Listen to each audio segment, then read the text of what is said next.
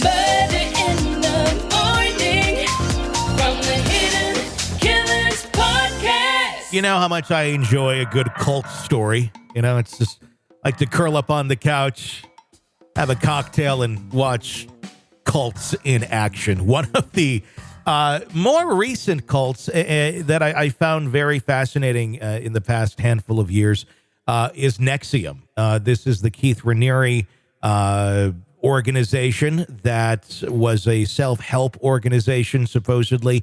And at its onset, and when you watch some of their introductory videos, or even if you just look at their group early on, I think it probably was meant to be truly a self-help group. And I think it did help a lot of people. There's many people who walked away from that even after all of these sex and abuse allegations that said, you know what, I wasn't part of the abuse, or I wasn't abused by them, but I do feel like some of these teachings really did benefit me. The problem is when you are a guru, if you will, and you suddenly have all these people looking up to you because you've changed their life in some sort of prophetic way, you sometimes get people that start looking at you more than just the leader, more than just the friend, more like, have my babies. And when the crazy leader is like, I want to father your babies, and just, I love you so much. Here, get the branding iron out. Let's brand each other now with my initials. And you start like an extra group within the group that the other group doesn't know about. Things get a little shady. Things get a little weird, as we've learned from the world of NXIVM. One of the more well-known members of NXIVM, Allison Mack. She was an actress back in the 1990s on the WB series. What was it? The Superman-centric show on the WB. What was it called? I'm trying to think of it. Was it? Goodness. I'm going to look that up. I should know this, but yeah. It wasn't Smallville, it was Smallville. Smallville. It was Smallville. Yes. Yeah. She was on Smallville. That was her, claim to fame at that moment in time, but did have a very promising career in front of her, and then found NXIVM as being somewhat beneficial to her. And unfortunately, she seemed to get involved in the NXIVM sex end of things, and actually has been convicted of helping Keith Raniere recruit members to be basically sex slaves. She's just got out of jail. She spent her time, and this is her story now that she has been released from prison following her guilty plea relating to her significant role in this notorious sex cult. Federal records reveal that Mack, who's now 40 years old, was set free just the other week after serving her sentence at the Federal Correctional Institution in Dublin, California. It's an establishment renowned for housing other well-known actresses for their misdeeds, like, Aunt Becky, Lori Loughlin, and Felicity Huffman, who were sentenced for their parts in the infamous college admissions scandal. The Federal Bureau of Prisons announced on Wednesday that Mack's release was under the First Step Act, a law instated during Donald Trump's presidency that allows federal inmates to acquire up to 54 days of good conduct credit for each year of their imposed sentence. The FSA also provides provisions for inmates to be released up to 12 months early if they complete the Bureau of Prisons residential drug abuse program, or if they're granted early release by court order due to advanced age, medical conditions, or clemency. Mack's legal journey started when she was handed a 3-year sentence after confessing to charges including racketeering and conspiracy, solidifying her role as a dominant figure with NXIVM, the self-help organization that was headed by Keith Raniere, which many have described as a cult.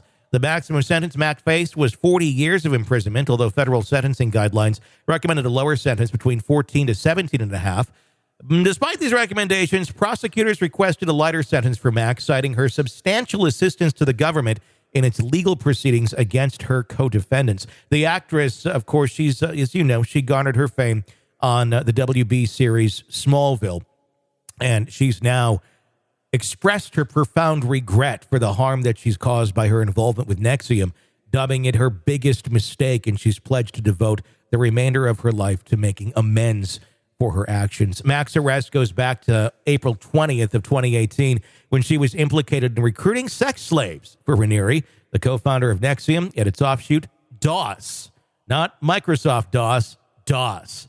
Characterized as an Wait a second. Where are these names coming from? Because NXIVM, I'm sorry, I took that because I had acid reflux. So now they got DOS? That was a name that they came up with. DOS is characterized as an all-female secret society where women were allegedly coerced into sexual subservience to Raniere. It was originally kind of put together as like a women's empowerment thing, and then it turned into let's fuck the boss. Mack was part of 6 individuals accused of a litany of crimes for their roles in NXIVM, including sex trafficking, forced labor, racketeering, wire fraud, amongst others. The cult, based in Albany, New York, it's not been in business since 2018. Investigators stated Mack lured women into DOS under the guise of a female mentorship group aimed at addressing members' weaknesses. Sounds good on the surface, doesn't it? The group, however, was exploited to sexually prey on the women. Raniere, who's now 62, was sentenced to 120 years in prison following his conviction on federal sex trafficking crimes and other charges in October of 2020. So she's out, served about, 3.5 years total, right around there. Was recommended for 17 and a half for, sex trafficking and sex slaves. And you can have all the regret you want in the world for something like this, but you did make the decision to be part of this, and you were an adult, and no one was forcing your hand, and you seemed pretty competent. You made a choice that this was the best idea for you at some point in your life. Why? I think you may need to go away a little bit longer, but she's out. Just in time for that Smallville 2 to come out, the Lost Years. And didn't Catherine Oxenberg, I'm trying to remember who she was in Dynasty. What part of this did she play? I believe Catherine Oxenberg, it was her daughter, I think. Her daughter, India, was in it. Yes. Okay. Yep. Okay. Because for a second there, I'm like, wait a minute. You mean Catherine was in it? No, it was her daughter. Yeah. And she was criticizing the group for having her daughter in there. Okay. Yeah. And another big part of the NXIVM story, the way that they funded a lot of NXIVM, I believe it was the heiress to Seagram's that was a part of it as well and had shitloads of money. And that's how they funded this thing. And I think without that, they wouldn't have gotten as big as they were at the time. Oh, my God. Because she supplied the money. There's still people that look at Keith as this persecuted, prophet, if you will, or not even prophet, but just wise man that knows things that can help heal and that they don't look at necessarily as a predator. And I think many of them still go by that today. You're right. I'm Seagram's liquor heiress, Clara Bronfman. Yeah. Sentenced to more than 6 years in prison for her role in that organization. Yep. Wow. Yeah. There's a lot of documentaries out there on this topic. The Vow on HBO now has 2 seasons, and I highly suggest watching that, or on Max. I think it's so stupid they named it Max and didn't go with HBO is the brand. But anyway, it's on there. And it's really an amazing documentary. It's taking you to the first part of all of the charges coming down to the second season, where you actually have some of the people who you never think would come out and talk have come out and talked. And I'm also wondering if there's going to be a season 3 and if Allison will share her regret and her stories on there as well, because it really lays out just kind of how twisted this thing got. And everybody says, I can never become part of a cult. That's impossible. Listen to this story. Some cults, I get it, where it's like, yeah, that is pretty extreme. I don't think I'd be following Chad Daybell around anytime soon.